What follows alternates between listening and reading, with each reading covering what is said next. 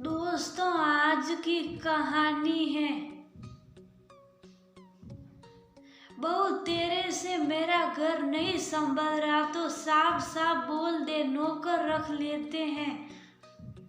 दोस्तों, कहानी शुरू करने से पहले अगर आपने चैनल को सब्सक्राइब नहीं किया हो तो कर लीजिए ताकि आपके पास पहुंचे हर नया वीडियो। घर में थकी हारी सनिया ने कदम अभी रखा ही था कि बेटा तरुण उस पर चिल्लाने लगा, मम्मी आपको पता है कि मैं करेले की सब्जी नहीं खाता हूँ, फिर भी आपने मेरे लिए कुछ और नहीं बनाया। बहुत जोर से भूख लगी है, घर में फ्रूट्स भी आप नहीं रखती। एक तो कॉलेज में आज प्रोफेसर ने पक्का दिया और फिर थके हारे आओ तो घर में कुछ मिलता ही नहीं है। पीछे पीछे बेटी तासी भी कमरे से बाहर आ गई। आज का दिन ही खराब है, सलाद भी काट कर नहीं रखा। आपको पता है कि मैं डाइटिंग पर हूँ, आपसे काम ढंग से नहीं होता। तरुण ने तासी की बात का समर्थन किया। हाँ, पापा भी यही कहते हैं कि तुम्हारी मम्मी किसी काम की नहीं, एक भी काम ढंग से नहीं करती। और रही सही कसर बच्चों की, दादी ने पूरी कर दी। मेरा बेटा कभी गलत कह ही नहीं सकता। दो ही बच्चे हैं और उनकी भी जरूरतों का ख्याल नहीं रख पाती है।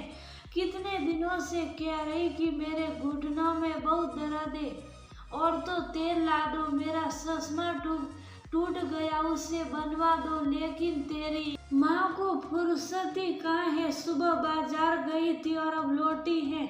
उड़ाओ पैसे, मेरा बेटा दिन रात मेहनत करे और तुम आराम से शॉपिंग करो।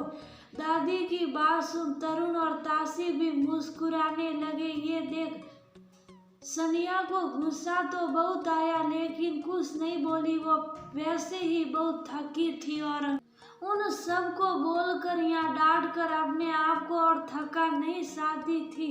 किचन में जाकर पानी पिया, फिर उसने अपने हैंडबैग से सासू जी का चश्मा निकाला और उनको दे दिया। शॉपिंग बैग से और तो तेल निकाल कर उनके सामने रख दिया। फ्रूट्स निकाला और धोकर फ्रूट बास्केट में रख दिया। बाजार से लाई सब्जियां निकाल बेटी के लिए सलाद काट कर उसे दे दिया और फिर कमरे में चली गई। जरा सा कुछ कहो नहीं, तुम्हारी मम्मी मुंह फुला लेती है। मेरा सामान लाकर कोई ऐसा नहीं किया, मेरे बेटे की कमाई से ही लाई हो और यही सब पहले कर देती तो हम भी गुस्सा नहीं करते।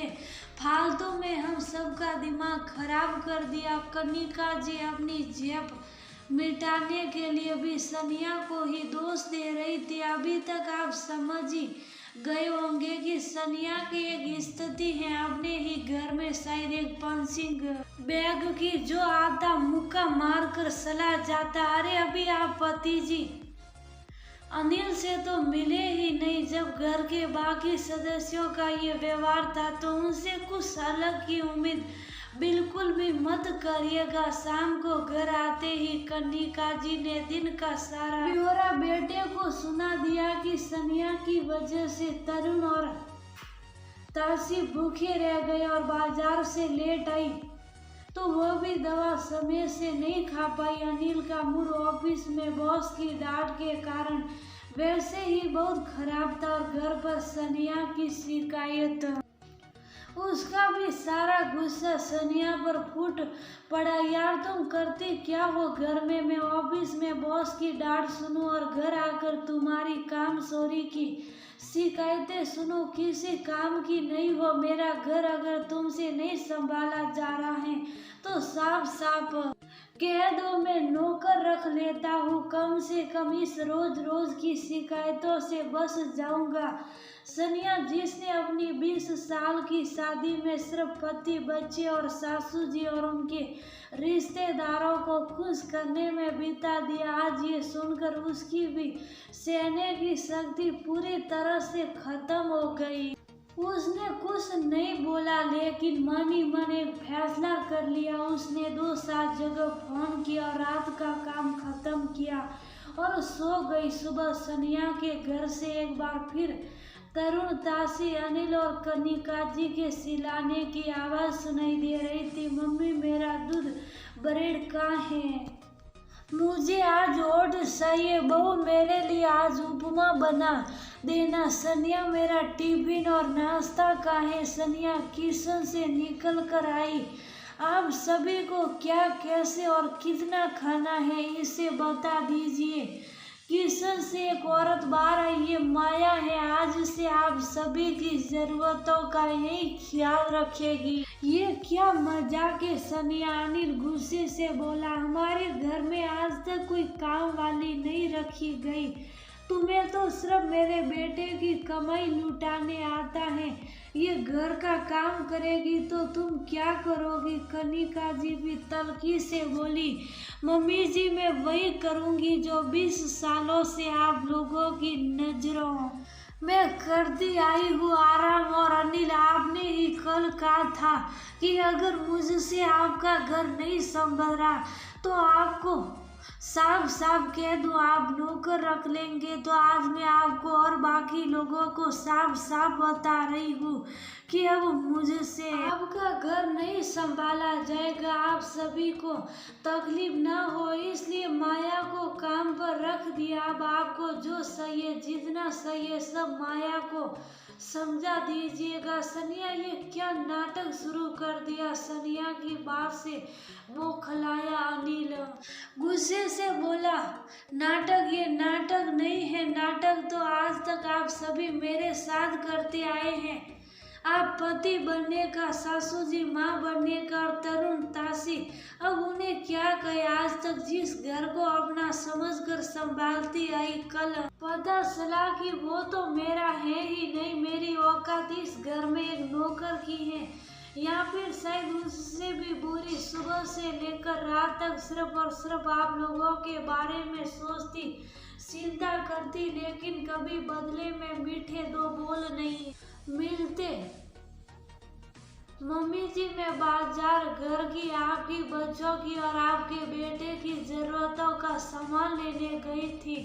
आपके बेटे की कमाई से अपने लिए कुछ नहीं लाई। थकी हारी धूप में घर आई, किसी ने एक गिलास पानी भी नहीं पूछा। उल्टा शिकायतों का बैग लेकर सब शुरू हो गए मुझ पर चिल्लाना। तरुण के कॉलेज में कुछ गलत हुआ तो उसका गुस्सा मेरे ऊपर निकाल दिया। ताशी का पेपर खराब हुआ तो उसने भी अपना गुस्सा मुझ पर निकाल दिया।